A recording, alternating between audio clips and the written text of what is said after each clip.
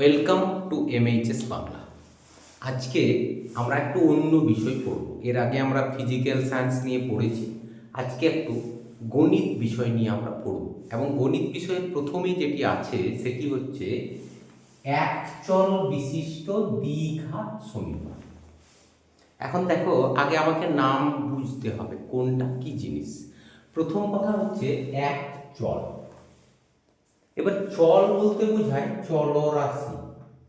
চলরাশি, এই চলরাশি কোনগুলি? তাই যদি চলরাশি বলতে হয় তার আগে বুঝতে হবে যে চলরাশির বিপরীতে অপর একটি রাশি আছে এবং সেটা কি রাশি? সেটাকে বলা হয় ধ্রুবক রাশি। ধ্রুবক রাশি, এটা আমাদেরকে এটা আগে বুঝতে হবে যে কোনগুলি চলরাশি আর কোনগুলি ধ্রুবক রাশি। এখন চলরাশি কোনগুলি? মনে করো তুমি তোমার বাড়ি থেকে স্কুলে যাচ্ছ। এবার কি হয়, তোমার বাড়ি থেকে স্কুলের দূরত্ব আমি যদি মনে করি 5 কিলোমিটার, তাহলে এই 5 কিলোমিটার দূরত্বটি মনে করো তুমি সাইকেলে যাও। এবার সেক্ষেত্রে কি হয়, কোনো দিন তুমি সাইকেলটি ধীরে ধীরে চালিয়ে যাও, আবার কোনো দিন একটু দ্রুত বা স্পিডে তুমি সাইকেল চালিয়ে চলে যাও।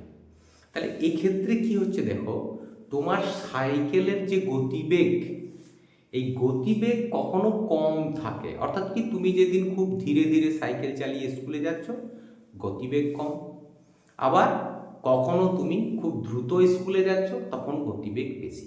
আবার এরকমও হতে পারে, তোমরা হয়তো বাসে ট্রেনে চেপেছো, ট্রেনে চেপে বা বাসে চেপে স্কুল যাচ্ছ, তুমি দেখতে পাবে কখনো বাসটি ধীরে চলছে, তার গতিবেগ কম, আবার কখনো বাসটি খুব দ্রুত বা স্পিডে চলছে, অর্থাৎ কি তখন বাসটির গতিবেগ বেশি। এই যে গতিবেগ কথাটি বললাম, এই গতিবেগ হচ্ছে একটি চলরাশি। কেন চলরাশি? আমরা যদি একদম গদা বাংলায় বলি তাহলে যার মান চলে সেটা হচ্ছে চলরাশি। এই যে গতিবেগ, গতিবেগ কখনো কম কখনো বেশি, অর্থাৎ গতিবেগের মান কিন্তু সর্বদা পরিবর্তন হয়। যাদের মান পরিবর্তন হয়, যাদের মান সবসময় পরিবর্তিত হয়, কম বেশি আবার কম বেশি এরকম হতে থাকে, তারাই হচ্ছে চলরাশি। তাহলে আমি এখানে যদি বলি যে চলরাশি কোনটা, চলরাশি হচ্ছে গতিবেগ, অর্থাৎ তুমি যে সাইকেল চালিয়ে যাচ্ছ সেই সাইকেলের গতিবেগ, বা তুমি যদি বাসে যাও বাসের গতিবেগ কখনো বেশি হয় কখনো কম হয়, সাইকেলেরও গতিবেগ কখনো বেশি কখনো কম। তাহলে গতিবেগটি একটি চলরাশি। কেন? গতিবেগ বেশি কম হয়, গতিবেগের মানের পরিবর্তন হয়, অর্থাৎ পরিবর্তনশীল যে রাশিগুলি যাদের মান পরিবর্তন হয় তারা হচ্ছে চলরাশি। বোঝা গেল? যেমন আমি বললাম গতিবেগ। এবার আমি যদি আসি ধ্রুবক রাশি, তাহলে ধ্রুবক রাশি কোনটি?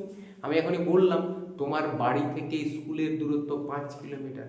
এই যে স্কুলের দূরত্ব, বাড়ি থেকে স্কুলের দূরত্ব, তুমি দেখো এই দূরত্বর তো পরিবর্তন হবে না। বাড়ি থেকে স্কুলের দূরত্ব 5 কিলোমিটার ছিল, আগেও ছিল, 1 বছর আগেও ছিল, 2 বছর আগেও ছিল, আবার এখনো বাড়ি থেকে স্কুলের দূরত্ব আমার কত? 5 কিলোমিটার। তাহলে এই যে 5 কিলোমিটার দূরত্ব, দূরত্বের কোনো মানের পরিবর্তন হয় না। তাহলে দূরত্বের মানের যদি পরিবর্তন না হয় তাহলে দূরত্ব একটি ধ্রুবক রাশি। বোঝা গেল? যেমন আমি যদি বলি সূর্য থেকে পৃথিবীর দূরত্ব বা পৃথিবী থেকে সূর্যের দূরত্ব 15 কোটি কিলোমিটার, এই দূরত্বটা তো 15 কোটি কিলোমিটার। তাহলে এটাকে আমরা স্থির রাশি বা এটাকে আমরা ধ্রুবক রাশি বলতেই পারি। এবার এখানে হয়তো তোমরা বলতেই পারো যে সূর্য এবং পৃথিবীর দূরত্ব পরিবর্তন হয়, সত্যিই মাঝে মাঝে হয়তো পরিবর্তন হয়, কিন্তু আমরা যেটুকু জানি সেটা হচ্ছে পৃথিবী থেকে সূর্যের দূরত্বটা 15 কোটি কিলোমিটার। তাহলে এই দূরত্বটা ফিক্সড, পরিবর্তন নেই। তোমার বাড়ি থেকে স্কুলের দূরত্ব কোনো পরিবর্তন নেই। সুতরাং এই যে দূরত্ব রাশিটা, এই দূরত্বটা হচ্ছে ধ্রুবক রাশি, অর্থাৎ এর মানের কোনো পরিবর্তন হয় না। কিন্তু যেটা গতিবেগ চলরাশি। আবার ধরো যদি সময়, তুমি বাড়ি থেকে স্কুলে যাচ্ছ, আজকে তোমার সময় লাগলো 5 মিনিট, কালকে সময় লেগেছে 5 মিনিট 30 সেকেন্ড, পরের দিন হয়তো লাগলো 6 মিনিট, তারপরের দিন একটু দ্রুত গেলে সেখানে হয়তো 4 মিনিট। তাহলে দেখো এই সময়টারও কিন্তু কী হচ্ছে বলতো? পরিবর্তন হচ্ছে। তাহলে সুতরাং এই সময়টিও কিন্তু কি? চলরাশি। অর্থাৎ তুমি যেখানেই দেখবে কোনো একটি রাশির মান পরিবর্তনশীল, সেগুলি চলরাশি, তার মানটা চলবে। আর কোনো রাশির মান যদি নির্দিষ্ট থাকে, স্থির থাকে, অপরিবর্তিত থাকে, তাহলে সেই রাশিটি হচ্ছে ধ্রুবক রাশি। বোঝা গেল? তাহলে এখানে কি বলা আছে?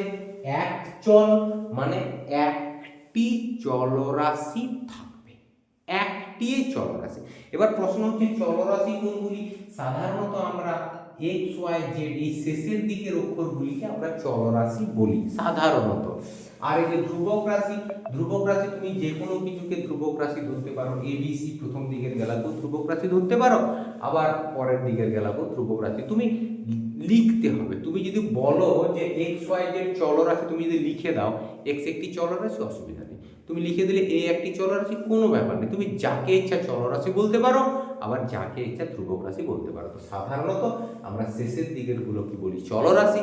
আর প্রথম দিকের এই যে এ বি সি, এগুলিকে আমরা ধ্রুবক রাশি। আবার কে, অনেক সময় কে কেও বলা হচ্ছে ধ্রুবক রাশি। বোঝা গেল? তাহলে আমরা যেটা করছি সেটা হচ্ছে এই ক্ষেত্রে চলরাশি থাকবে একটি। তাহলে যদি চলরাশি একটি থাকে তাহলে হবে এক চল।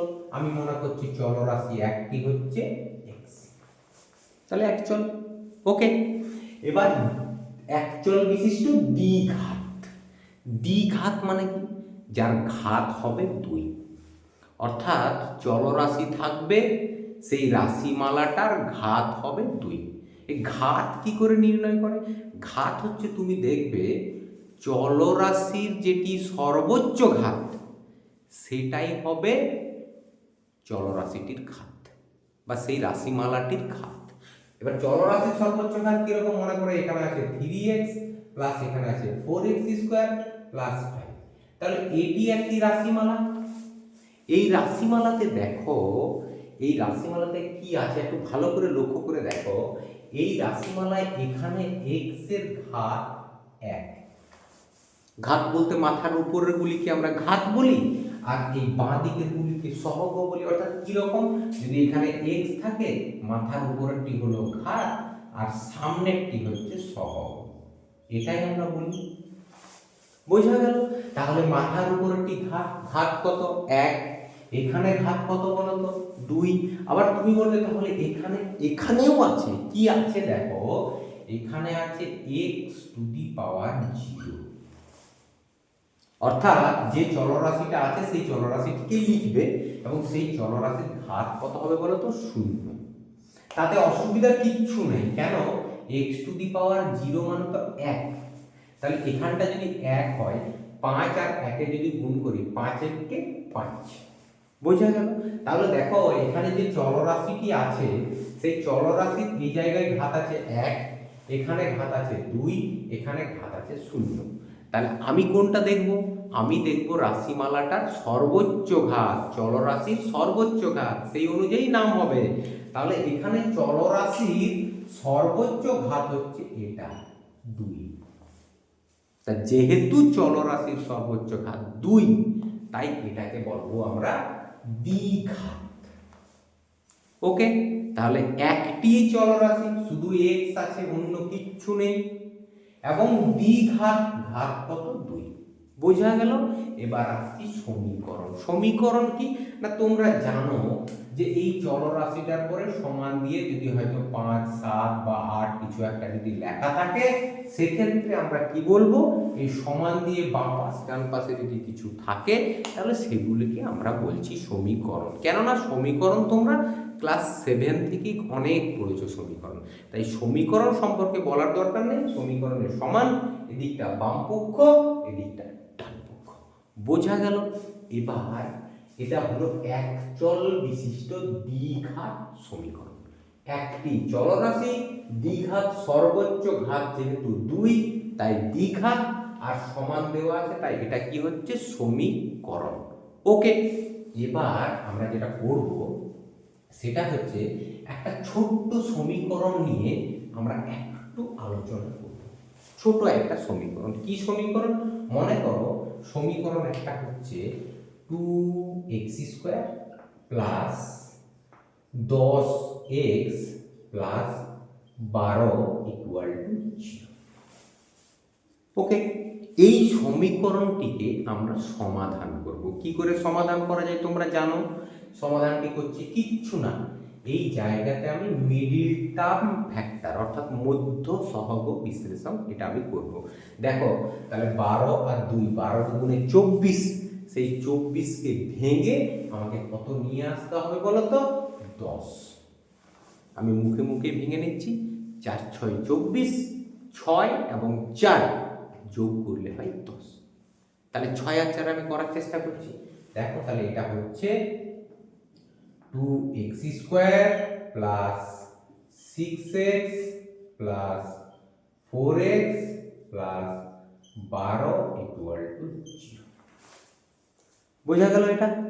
তাহলে এবার যদি এটা হয় তাহলে দেখো এখানে কমন যাবে 2x কমন গেলে এটা হবে x প্লাস 3 প্লাস এই জায়গা থেকে কমন যাবে 4, তাহলে এটা হবে x প্লাস 3 ইকুয়াল টু 0।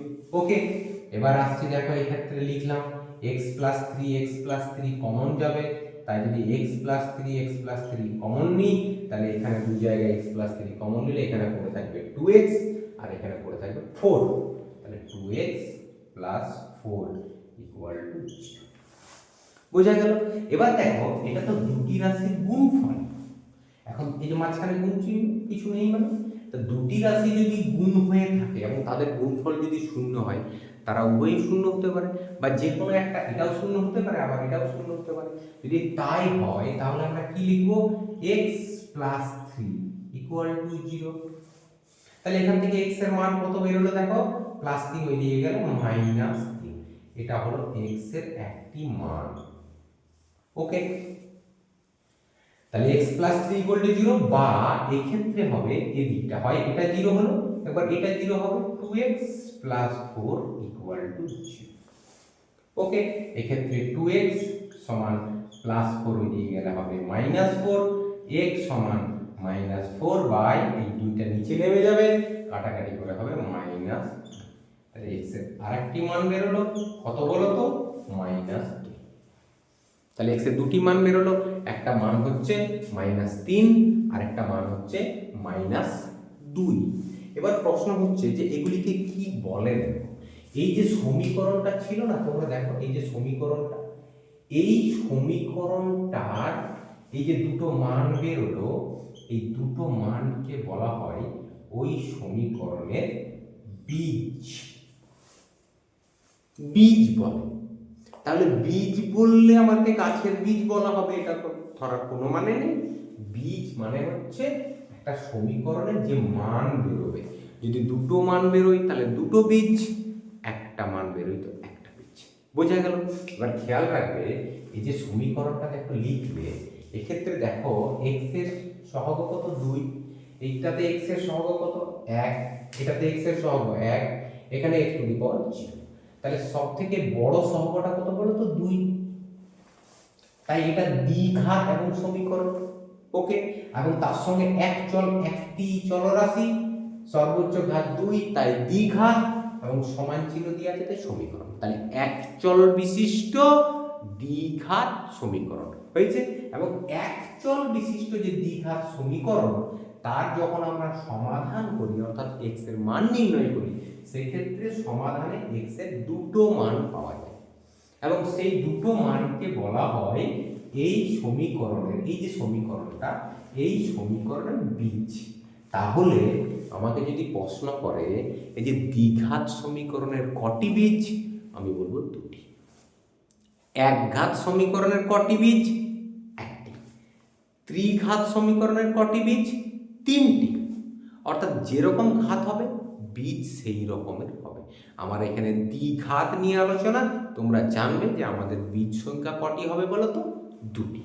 বেশ, তাহলে এগুলি বীজ হলো। এইবারে দেখো এই যে বীজ, এই বীজকে আমরা কখনো কখনো কি বলি জানো তো, বীজগুলোকে আমরা কখনো কখনো আলফা এবং বিটা নামকরণ করি। অর্থাৎ একটা বীজকে আমরা মনে করি আলফা এবং অপর বীজটিকে আমি কি মনে করি বলো তো, বিটা। দুটি বীজকে এরকম ভাবে আমরা মনে করি, একটিকে আলফা এবং অপরটিকে বিটা। এই বি এর মতো দেখতে একটু নিচ থেকে দাঁড়িয়ে যাবে বিটা। যদি আমার বীজগুলো না জানা থাকে তাহলে আমরা ধরবো একটা বীজ আলফা এবং অপর বীজটি হলো বিটা। ওকে, এবার এখান থেকে দেখো আমি একটি সমীকরণ লিখেছি। এবার এটা কি সমীকরণ একটু ভালো করে দেখো। এই যে সমীকরণটা তুমি খেয়াল করো, এই সমীকরণটাই দেখো এটার সঙ্গে এটা মনে হয় একই রকম। কেন বলো তো? এটাও দেখো এক্স এর মান এখানে 2 আছে, এক্স এর ঘাত, এখানে এক্স এর ঘাত 1 আর এখানে x টু দি পাওয়ার 0। ওকে, তাহলে দেখো এখানে x টু দি পাওয়ার 0 আছে, এটা লেখা হয় না, x টু দি পাওয়ার 0 থাকে। তাহলে তুমি খেয়াল করো এখানে যে ঘাত, সর্বোচ্চ ঘাত কত? 2, 2 1 0, সর্বোচ্চ ঘাত 2। তাহলে দ্বিঘাত চলরাশি x x x এই আছে, তাহলে একটি চলরাশি, তাহলে এক চল বিশিষ্ট দ্বিঘাত এবং সমান চিহ্ন দিয়ে কিছু আছে তাই সমীকরণ। সুতরাং এক চল বিশিষ্ট দ্বিঘাত সমীকরণ, এটা হচ্ছে একটা প্রকৃষ্ট উদাহরণ। মানে আমরা এটাকে একদম মুখস্থ করে নেব, ax² plus bx plus c equal to 0। বোঝা গেল? এবার দেখো একটু এই সমীকরণের সঙ্গে এই সমীকরণটা একটু তুলনা করো, তুলনা করলে একদম পরিষ্কার বোঝা যাবে কি হচ্ছে। দেখো দেখো এখানে x² এর সহগ কি আছে বলতো? a, এখানে x² এর সহগ কি আছে? 2। তাহলে a সমান কত হলো বলতো? 2। বোঝা গেল? এবার দেখো b, x এর সহগ b, এখানে x এর সহগ কত? 10।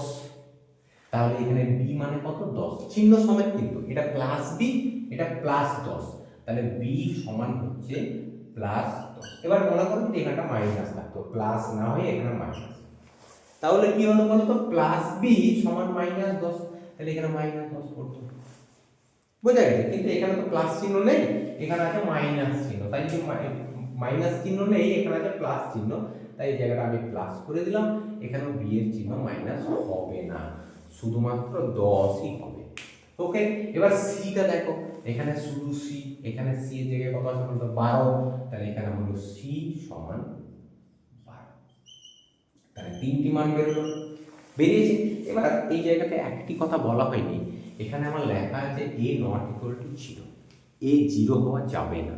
কেন a 0 হওয়া যাবে না এই কথাটি আমি কিন্তু বলিনি, আমি তোমাকে বলে দিচ্ছি। দেখো কেন a 0 হওয়া যাবে না। প্রথম কথা, এই যে সমীকরণ আছে ax² plus bx plus c equal to 0, এই সমীকরণটা তুমি যদি ভালো করে খেয়াল করো তাহলে দেখো a not equal to 0, a 0 হওয়া চলবে না। তুমি মনে করো 0 হওয়া চলবে না, কেন চলবে না? 0 হলে কি ক্ষতি হবে, এই প্রশ্নটা তো আমার মনে জাগবে। তাহলে আমি মনে করছি যে আমি যদি 0 হয় তাহলে কি ক্ষতি হয়, দেখাই যাক না। চলো a সমান 0, মনে করো a সমান 0, তাহলে a যদি 0 হয় সমীকরণটা হবে 0 x² plus bx plus c equal to 0। এই যে সমীকরণটা দেখে এখানে লিখলাম, a নট ইকুয়াল টু 0 বলেছিল, আমি a ইকুয়াল টু 0 বসালাম, a সমান 0, দেখাই যাক কি হয়। a সমান 0, তাহলে 0 এটা x² বসালাম প্লাস bx হয়েছে প্লাস c ইকুয়াল টু 0। এবার খেয়াল করো 0 এর সঙ্গে x² গুণ করলে কত হয়? 0, তাহলে এই জায়গাটা হয়ে যাবে 0। এই জায়গাটা যদি 0 হয় তাহলে সমীকরণটা কি থাকলো বলতো? bx plus c equal to 0। ওকে, এবার বলো এখানে x এর ঘাত কত? 1, এখানে x এর ঘাত কত? x টু দি পাওয়ার 0, তাহলে x এর সর্বোচ্চ ঘাত কত হলো? 1। যদি সর্বোচ্চ ঘাত 1 হয় তাহলে সেটা দ্বিঘাত সমীকরণ হবে কি? হবে না, সেটা হবে একঘাত সমীকরণ। তাহলে এটা তখন হয়ে যাবে একঘাত সমীকরণ। আমরা তো একঘাত নিয়ে পড়ছি না, আমাদের তো একটা প্রয়োজন, সেটা হচ্ছে একচল বিশিষ্ট দ্বিঘাত সমীকরণ, দুটো ঘাত থাকবে। তাহলে দ্বিঘাত মানে ঘাত হবে 2, কিন্তু এখানে ঘাত তো 1 হয়ে গেল। কেন? যেটাতে 2 ঘাতটা ছিল সেই জায়গাটা এর মানটা আমি 0 যদি বসিয়ে দিই তাহলে 0 এর সঙ্গে যে দ্বিঘাত x², এটা গুণ হয়ে তো 0 হয়ে যাচ্ছে, তাই দ্বিঘাত থাকছে না। ঠিক এই কারণের জন্যই আমাকে লিখতে হয়েছে a নট ইকুয়াল টু 0। কেন? a যদি 0 না হয় তাহলে x² কি থেকে যাবে, আর x² যদি থেকে যায় তাহলে দ্বিঘাত সমীকরণ থেকে গেল। এই কারণে a নট ইকুয়াল টু 0। বোঝা গেল? বেশ, এবার একটা ছোট্ট জিনিস একটু বলি। দেখো যদি তাই হয় তাহলে তুমি দেখো a b c এর মান বের